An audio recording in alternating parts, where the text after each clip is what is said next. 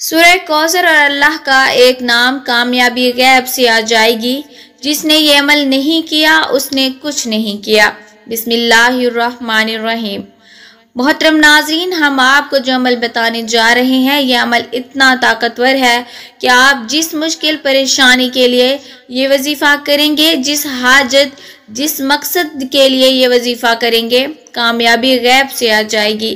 رب کی رحمتوں برکتوں سے مالا مال ہو جائیں گے۔ اگر آپ چاہتے ہیں کہ آپ کے گھر میں دولت، شہرت، عزت آ جائے، بیٹی کے رشتوں میں رکاوٹیں، بندشیں ہیں ختم ہو جائیں، غیب سے مدد آ جائے، میاں بیوی میں محبت کی کمی، یہاں تک کہ نافرمان اولاد کو فرما بردار بنانا چاہتے ہیں، دنیا جہان کی کوئی بھی حاجت کو پورا کروانا چاہتے ہیں، تو یہ عمل آپ ہی کے لیے ہے۔ صرف اور صرف رب کعبہ کا ایک نام ہاتھ کی انگلیوں پر 2 بار پڑھ لیجئے۔ بس مانگے گا وہی جس کو رب کعبہ پر یقین ہوگا، لیکن کامل یقینی اس عمل کی شرط ہے۔ جس بندے کا ایمان کمزور ہوتا ہے، یقین کامل نہیں ہوتا، وہ کبھی بھی کامیاب ہو ہی نہیں سکتا۔ اللہ کا ایک نام ہاتھ کی انگلیوں پر 2 بار پڑھنے سے اگر آپ کے رزق، دولت، شہرت کی خواہش پوری ہو جائے تو اس سے بڑھ کر آپ چاہتے کیا ہیں؟ آج کل ہر کامیاب انسان کی خواہش ہوتی ہے کہ رب کعبہ اس کو دولت، شہرت، عزت سے نوازے، وہ جہاں بیٹھے اس کی جیب میں پیسے ہوں اور دوسرا اس کو عزت و احترام کے ساتھ پکارا جائے۔ اگر آپ چاہتے ہیں کہ رب کعبہ آپ کو بھی عزت اور دولت، شہرت سے نوازے، انشاءاللہ تو یہ وظیفہ آپ ہی کے لیے ہے۔ یہ عمل کبھی کسی کا محتاج نہیں ہونے دیتا۔ یہ وظیفہ کرنے کے بعد رب کعبہ سے جو مانگا جائے مل کے رہتا ہے، غیب سے مدد آ جاتی ہے، مشکلات، پریشانیوں کے پہاڑ ختم ہو جاتے ہیں۔ رب کعبہ سے جو مانگو گے مقدر ہو کے رہتا ہے۔ کوئی مانگنے والا ہو، ہم کیا کرتے ہیں؟ نمازیں پڑھتے ہیں، دعائیں کرتے ہیں، لیکن ہمیں مانگنے کا طریقہ نہیں ہوتا۔ دنیا میں جب کسی کے سامنے پیسے چاہیے ہوں، قرض کی رقم لینی ہو، لوگوں کے سامنے روتے ہیں، پیٹتے ہیں، ہاتھ پھیلاتے ہیں، لیکن کبھی یہ دیکھا ہے، کبھی رب کے سامنے اتنا تڑپ کر، سسک کر، روتے ہوئے مانگا ہے جتنا لوگوں کی منت کرتے ہو؟ تو ناظرین، اب عمل کچھ اس طریقے سے ہے کہ کسی بھی دن، کسی بھی وقت باوضو مصلی پر بیٹھ کر نبی کریم صلی اللہ علیہ وسلم کی ذات پر 3، 7 یا 11 مرتبہ درود ابراہیمی پڑھ لیں۔ درود پاک پڑھنے کے بعد سب سے پہلے آپ نے اپنے مقصد کی نیت کرنی ہے، یعنی آپ کے گھر میں میاں بیوی میں محبت کی کمی ہے، لڑائی جھگڑے ہیں، تو آپ نے اپنے مقصد کو ذہن میں رکھتے ہوئے نیت کر لینی ہے۔ انشاءاللہ ایک دن کے عمل سے ہی آپ کے تمام مسائل حل ہو جائیں گے۔ غربت ہے، تنگ دستی ہے، مشکلات ہے، پریشانیاں ہیں، مشکلات پریشانیوں کے ڈھیر ہیں، دنیا جہان کی کوئی بھی حاجت ہے، آپ اپنے مقصد کو پیش تو کیجئے، نیت اس عمل کی شرط ہے۔ درود ابراہیم پڑھنے کے بعد آپ نے ہاتھ کی انگلیوں پر 2 بار جو پڑھنا ہے وہ بھی بتاؤں گی۔ اس سے پہلے خصوصی وظیفہ ہے، وہ یہ ہے کہ ہاتھ کی انگلیوں پر اب آپ نے 41 بار سورہ کوثر پڑھنی ہے، جو نہایت محبت اور عقیدت سے پڑھنی ہے۔ جس پیار اور محبت سے آپ سورہ کوثر کو پڑھیں گے، اسی محبت اور ولولے کے ساتھ رب کعبہ کے فرشتے رحمتوں، برکتوں کے برسات آپ کے اوپر کریں گے۔ آپ نے سورہ کوثر کو یقین سے پڑھنا ہے۔ معزز ناظرین، سارا کھیل یقین کا ہے۔ جس بندے کا یقین نہیں ہے وہ ان وظائف سے دور رہے۔ یقین کے ساتھ اللہ اور شک کا ساتھی شیطان۔ یاد رہے کہ گمانوں کے لشکر میں یقین کا ثبات ایسے ہی ہے جیسے شر کے سامنے خیر۔ قرآن میں 28 مرتبہ یقین پر بات ہوئی، جبکہ 99 مرتبہ لفظ یقین آیا۔ کہا گیا یقین رکھو، اللہ کا وعدہ سچا، اور یقین والوں کے لیے تو زمین پر بہت سی نشانیاں۔ فرمایا گیا جو آخرت پر یقین نہیں رکھتے ان کے لیے دردناک عذاب، اور بتایا گیا اللہ پر یقین رکھنے والوں کے لیے اللہ کارساز، مددگار، مہربان اور محبت کرنے والا ہے۔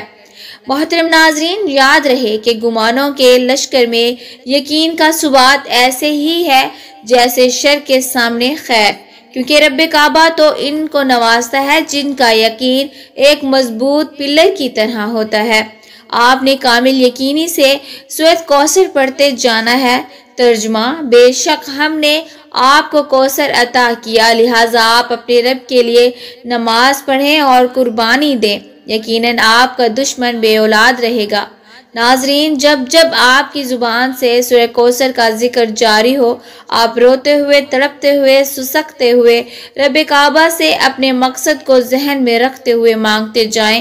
اپنے مقصد کو جن کی آپ نے نیت کی ہے ذہن میں رکھ کر 41 بار سورۃ کوثر پڑھنی ہے۔ ٹھہر ٹھہر کر پڑھنی ہے۔ جیسے ہی 41 بار سورہ کوثر پڑھ لیں، اتنا عمل کرنے کے بعد آخر میں اتنی ہی بار درود ابراہیم لازمی پڑھیے گا جتنا آپ نے عمل کے شروع میں پڑھا۔ اب ہاتھ کی انگلیوں پر 2 بار کیا پڑھنا ہے، اس کے پیچھے حکمت کیا ہے؟ آپ نے 41 بار جو سورہ کوثر پڑھی ہے نا، یہ وہ وظیفہ ہے جو جب محمد مصطفیٰ پر بے پناہ تکلیفیں تھیں، دکھ تھے، پریشانیاں تھیں، رب کعبہ نے سورہ کوثر کو نازل فرما کر کہہ دیا کہ جاؤ محمد مصطفیٰ، آپ کی تمام مشکلات سورہ کوثر سے حل ہو جائیں گی۔ سورہ کوثر قرآن پاک کی مختصر ترین سورت ہے۔ اس میں صرف 3 آیات ہیں۔ اس سورت کا شمار اور برقرار رکھنا مشکل نہیں ہے۔ یہ مکی سورہ ہے۔ سورہ کوثر کی متعدد فوائد اور فضیلتیں ہیں۔ سورہ کوثر قرآن پاک کی سب سے محدود سورت ہے۔ یہ سورہ مسلسل بنی نوع انسان کی ترقی پر بحث کر رہی ہے، البتہ اس سورت کے صرف 3 بند ہیں۔ سورہ کوثر کے فوائد میں سے ایک فائدہ دشمنوں سے بچانا بھی شامل ہے۔ اپنے دشمنوں کے خوف اور بدسلوکی کی نسبت ہجوم کو دور کرنے کے لیے سورہ کوثر قابل ذکر طریقوں سے آپ کی مدد کرے گی۔ فرض کریں کہ کوئی سورہ کوثر روزانہ متعدد بار تلاوت کرتا ہے، اس سے اس شخص کے رزق میں اضافہ ہوتا ہے اور اس کی نقدی چوری سے محفوظ رہتی ہے۔ سورہ کوثر کے کچھ دوسرے فوائد یہ ہیں کہ یہ آپ کی حاجت کو پورا کرنے میں مدد دیتی ہے۔ شادی محبت کے معاملات میں مدد کے لیے سورہ کوثر سب سے زیادہ مفید ہے۔ سورہ کوثر کے چند فوائد ذیل میں تفصیل سے بیان کیے گئے ہیں۔ سورہ کوثر کے فوائد نمبر 1، دشمنوں کی پریشانیوں سے محفوظ رہنا۔ سورہ کوثر میں اللہ تعالیٰ فرماتا ہے کہ ہمیں اللہ پر بھروسہ کرنا چاہیے۔ اگر آپ کو دشمنوں سے خوف کا احساس ہو تو قرآن پاک کی اس مختصر ترین سورت کی تلاوت کریں، اللہ تعالیٰ آپ کی حفاظت فرمائے گا۔ لہٰذا اس سورت کو پڑھنے کا فائدہ یہ ہے کہ دشمنوں سے حفاظت ہو جائے گی۔ نمبر 2، نئے جنم کو زندہ بچانا۔ وہ شخص جس کے بچے پیدائش کے بعد زندہ نہ رہیں، وہ نماز فجر کے بعد 41 دن تک سورہ کوثر کی متعدد بار تلاوت کرے، انشاءاللہ عطیہ اللہ اور سورہ کوثر کی برکت سے وہ زندہ رہے گا۔ نمبر 3، محفوظ زندگی کے لیے اللہ کی عطا اور سورۃ کوثر سے زندگی محفوظ رہتی ہے۔ نمبر 4، کاروبار کو بڑھانے اور چوری سے بچانے کے لیے جو شخص سورہ کوثر کو روزانہ کئی بار پڑھتا ہے، اللہ تعالیٰ اس کے کاروبار کی وسعت دے گا اور اس کے علاوہ اس کے مال کو چوری سے بچا لے گا۔ نمبر 5، مضبوط حافظے میں مدد کرنے کے لیے جو شخص سورہ کوثر کو 129 مرتبہ پڑھے گا، اسے ہمیشہ کچھ بھی یاد رہے گا اور اس کی قوت حافظہ مضبوط ہوگی۔ نمبر 6، شادی کے لیے مددگار۔ سورہ کوثر شادی کو برکت دیتی ہے۔ نمبر 7، محبت کے لیے مددگار۔ محبت کی شادی میں بھی سورہ کوثر فائدہ مند ہے۔ نمبر 8، خواہش پوری کرنا۔ اگر کسی شخص کو کسی خواہش کی ضرورت ہو تو سورہ کوثر اس کی حاجت پوری کرنے کے لیے سب سے زیادہ فائدہ مند ہے۔ نمبر 9، زندگی میں کامیابی حاصل کرنے کے لیے۔ نمبر 10، اللہ کی رحمت حاصل کرنا۔ سورہ کوثر کی تلاوت سے اللہ سے عزت کی اپیل اور رحمت حاصل کی جا سکتی ہے۔ تو ناظرین، پھر کیوں نہ محمد مصطفیٰ صلی اللہ علیہ وسلم کے بتائے ہوئے طریقے پر عمل کیا جائے۔ اس وظیفے سے کیوں نہ اپنی ہر حاجت، ہر مقصد، ہر خواہش کو پورا کر لیا جائے۔ 41 بار سورہ کوثر سے رب کی توجہ کو اپنی طرف کر لیا جائے۔ رب راضی ہے، اب انعام لینے کا وقت ہے۔